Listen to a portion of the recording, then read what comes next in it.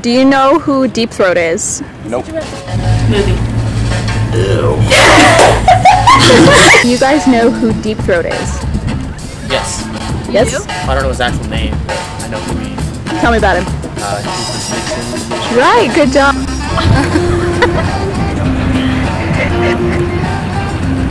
What do you want to know? Like, I don't really know. It's kind of gross, yeah. The movie or the White House paper scandal? Which kind?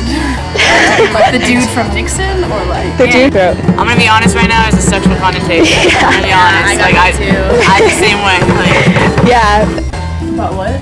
Deep Throat. Deep throat? Don't know? Okay, he was the Watergate informant.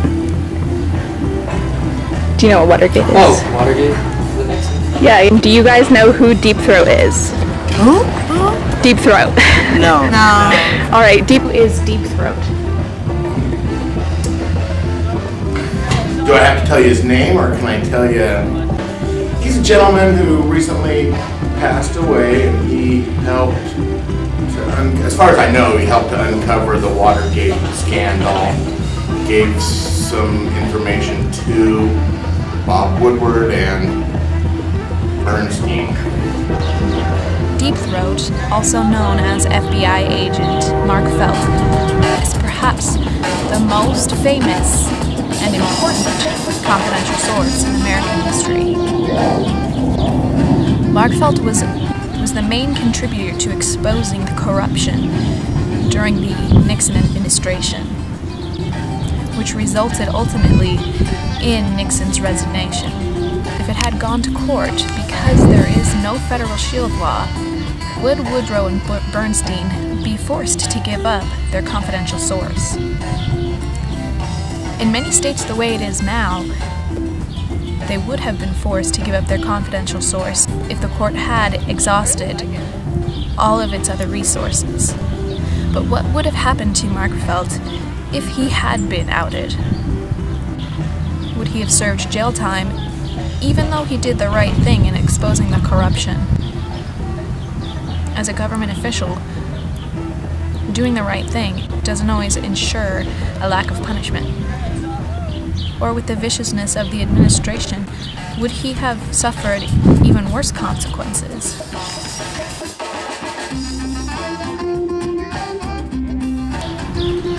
Currently, Wyoming is the only state that doesn't have a shield law. Previous to that, states operated under a privilege basis in court cases concerning informants and journalists. But in 2007, on April 28th, in Washington State, Chris Gregoire of Washington State signed a shield bill into law. This shield bill actually makes it so that journalists cannot be forced to reveal confidential sources under any circumstances whatsoever. According to the Reno Gazette-Journal, the real target is the reporter's sources, men and women who have the audacity to try to shine a little light on what those in power prefer to keep in the dark. The real target is your right to know.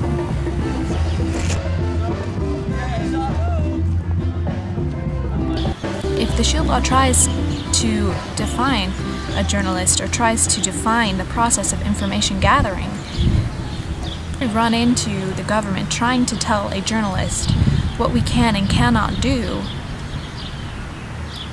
Is it really free press?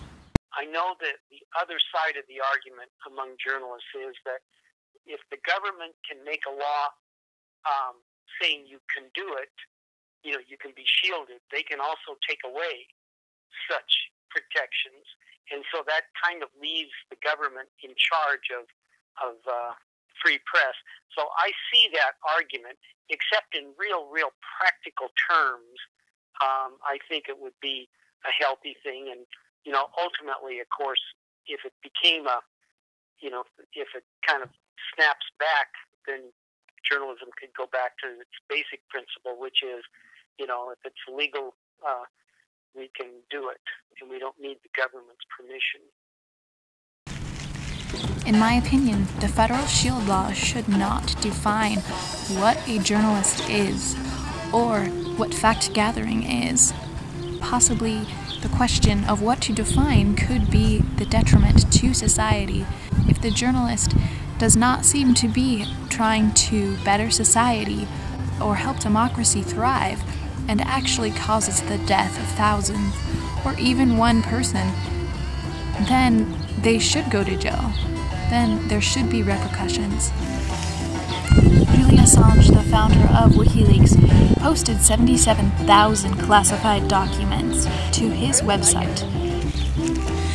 The documents actually revealed Afghani intelligence working for the US. The documents endangered the lives of US troops and Afghani intelligence informants for the US. Fears that organizations like WikiLeaks might be covered under the federal shield law raise questions and opposition. The question here is not a consideration of the line between print and online forms of journalism. The question here is actually of a journalist versus a person committing treason. These documents were less of an expose and more of a danger to the lives of thousands of people.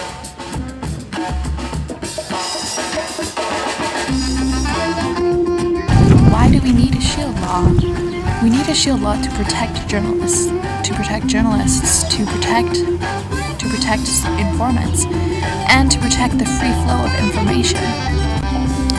Journalists travel internationally. Journalists travel everywhere domestically. And journalists often get involved in federal matters. For many reasons, a journalist might end up in federal court. And as it is, there is no federal shield law, which offers no protection to a journalist federally, no protection to their confidential sources, and ultimately causes more control of the government over a journalist and over their confidential sources than if we had a federal shield law. With a federal shield law, local courts will not need to interpret state law. There will be a blanket law all across the nation that all will have to adhere to. And in local cases, you could appeal to state and appeal to a federal level. This could give a journalist and their confidential sources a greater advantage into keeping that source's anonymity.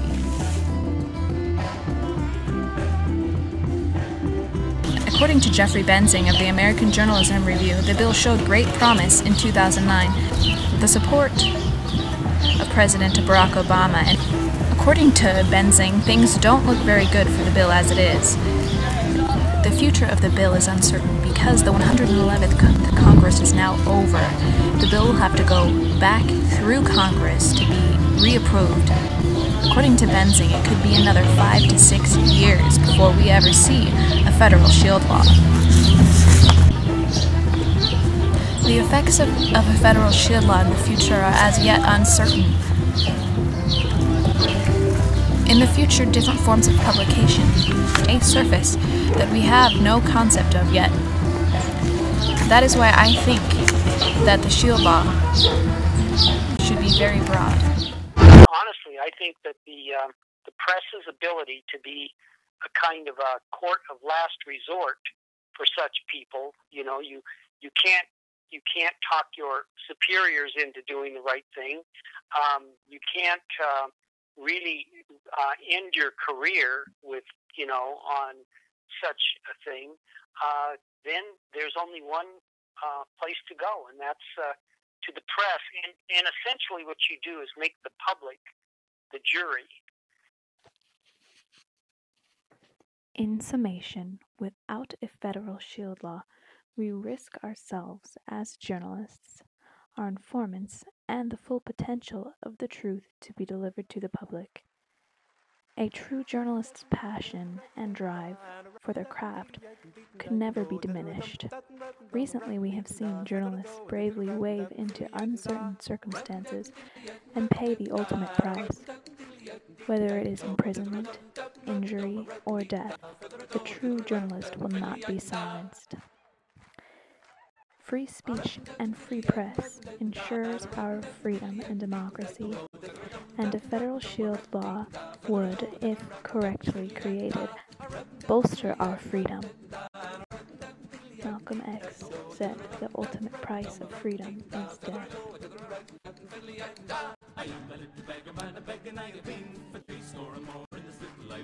I moved from the Liffey down to Seguin, and I'm known by the name of Old Johnny Dew. Of all the trains that's going, Ashbeggin is the best.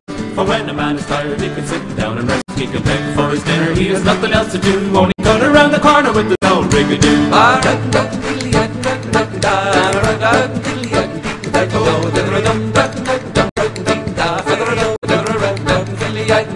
slept in the barn right down the Currabone. A wet night came on and I slept till the dawn. But holes in the roof and the rain come through, and the rats and the cats they were playing peekaboo. When who did awake and put the woman on the house with her white spotty apron and her calico blouse? She began to frighten and I said, boo, Ara, don't be afraid, ma'am, it's only Johnny Dew.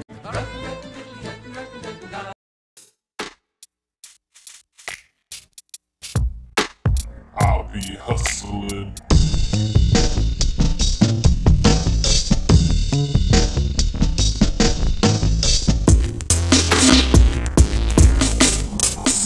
Hustling.